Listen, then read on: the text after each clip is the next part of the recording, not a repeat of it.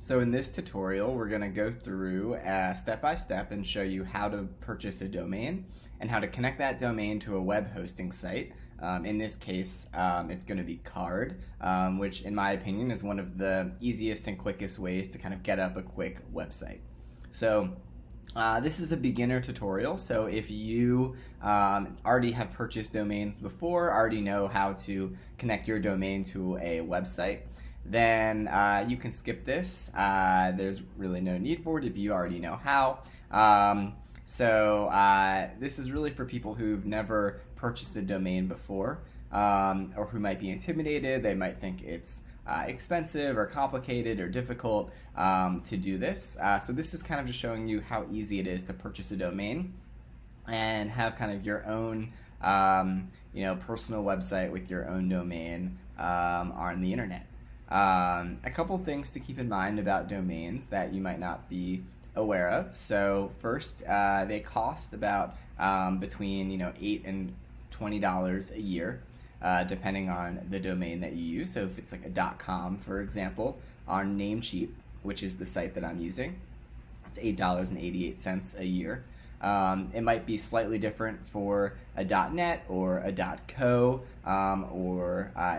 in my case, I am using nocode.mba.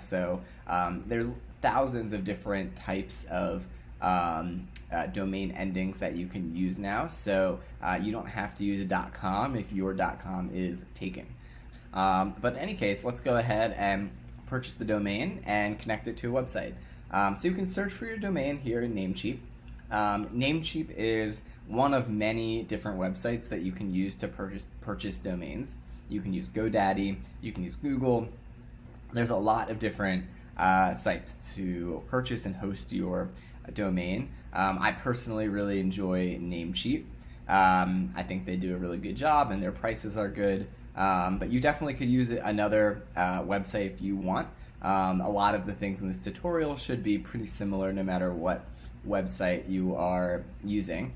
One thing to keep in mind is it is helpful to keep all your domains, if you can, at one website, just because if you have them hosted at different websites, it's just a little bit harder to keep track of if you kind of purchase a lot of domains.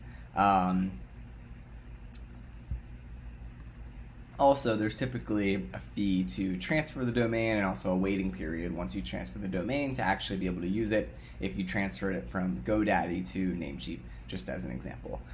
So go ahead and search for your domain. And once you have your domain, what you're going to want to do is add it to your cart. So let's go ahead and I'm just going to search for a domain right now, cookienewyorkdelivery.com. Now let's see if this is available. So this is available for $8.88 a year. So I'll just go ahead and add it to my cart. Once you have your domain that you like, you can go ahead and add it to your cart as well. And then go ahead and click View Cart. I'm just going to exit out of one that I already had in my cart. So now that's in your cart, let me go through these options real quick. So in terms of the year, I would just choose 1 year. There's no real reason to choose multiple years, and then just make sure you choose auto renew. If you don't auto renew and you forget to renew, someone else could purchase your domain once it expires. As long as you hit auto renew, it's always gonna automatically pay for the annual fee. So the annual fee is gonna be $8.88. A couple things here. Who is Guard? What this means is if you disable this, people can actually look up your email and address of who owns the domain. So you can do this for any domain on Whois. I believe if you just search Whois domains, you'd be able to find that website. But if you have this protection, then people can't see who actually owns the domain. So your privacy is protected. So it's free on Namecheap and probably on most other sites as well. So it just makes sense to enable that in most cases.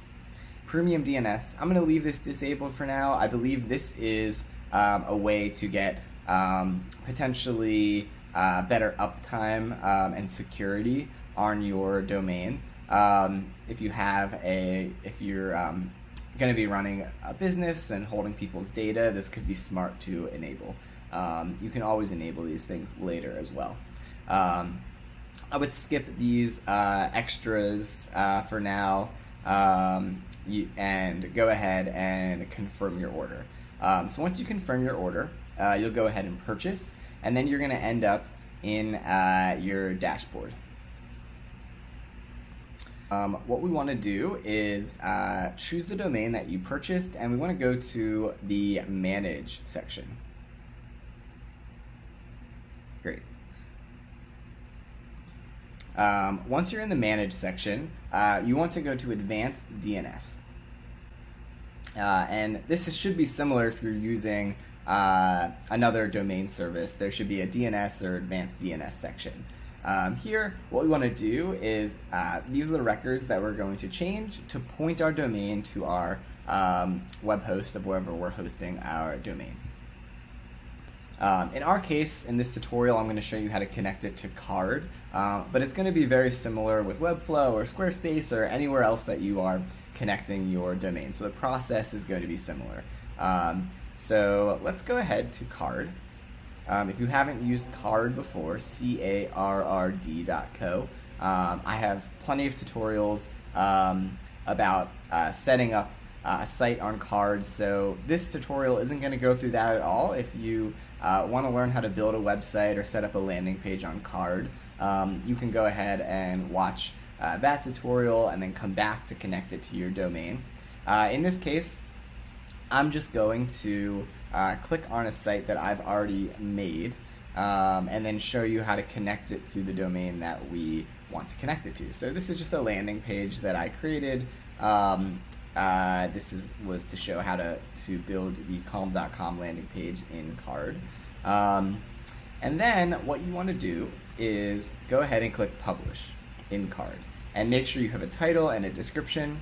And then here, instead of publishing to a carrd.co URL, we're going to publish to a custom domain. So let's go to Advanced DNS. So this is launch2021.co. It's a project that I'm working on. That's why I own the domain. So launch2021.co. Go ahead and type that into the URL here in Carrd. And then here, Carrd is providing us some host records. And if you're using Carrd or if you're using another service, they're going to provide you these host records that you're going to want to copy and paste into your advanced DNS. So there's two A types and a C name. So let's go to our advanced DNS. We're going to add a new record. It's an A record. It was @ as the host. And then let's go and copy the target. Make sure you copy, because we want to put this in exactly right under the IP address. Just hit automatic and check that off. And in Namecheap, it's going to automatically delete the default hosting values that it had. If you're using something other than Namecheap, you may have to delete the defaults if they have defaults. I'm not exactly sure, but in Namecheap, it does it automatically, which is really nice. So we're going to add another record. It's another A record, an @ and then we want to go here and we want to copy and paste the A. And this is automatic as well. We're going to go ahead and click the check mark, and we're going to add one more record, which is a C name, www, and then we're going to copy this target, which is the URL. So it's C name, www, and this is the URL, I think, under lowercase www, and then click check. So let's go back to Carrd and just hit publish changes. You need to make sure you hit publish, and it says publish to launch2021.co, and we're going to hit OK. So your domain is now initializing. So whether you're using Carrd or another service, or Namecheap or another service, it's going to take about an hour. Typically it is much faster, but it could take up to an hour, if not a little bit longer, for your site to actually initialize, and for when you type in your domain into your URL bar, that it actually works. So give it about an hour. If it doesn't work after that amount of time, double check to make sure that you typed everything in correctly. It actually can't hurt to double check that even now while you're waiting. So hopefully this was a helpful overview of how to purchase a domain and how to connect that domain to a website. If you want to learn how to actually build your website or build the app that you're connecting it to, check out some of our other tutorials on No Code MBA. And I hope this was helpful. And if you have any questions, definitely feel free to reach out and ask.